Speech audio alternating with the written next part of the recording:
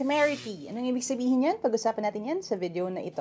Temerity is a noun. And ang ibig sabihin niya ay yung courage but not in a good way. Yung rashness, brashness, yung tenacity na medyo misplaced. Sumobra yung lakas ng loob na wala na sa lugar. It could mean yung feeling na yon, yung parang audacity na yon, or yung mismong act, yung ginawa niya out of that rashness. And this is a perfect example of how one thing could be positive pagdating sa connotation niya and negative sa connotation niya. Depende sa kung ano yung salita. Courage, bravery, these are positive versions of temerity, rashness, brashness. Now, to use it in a sentence, we could say something like, Tim, a freshman student, had the temerity to challenge his professor's opinion. Now, of course, sa totoong buhay, hindi naman yun laging matatawag na temerity. May mga pagkakataon na wala sa edad,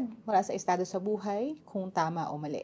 And in those cases, kung positibo naman, edi hindi temerity ang gagamitin natin.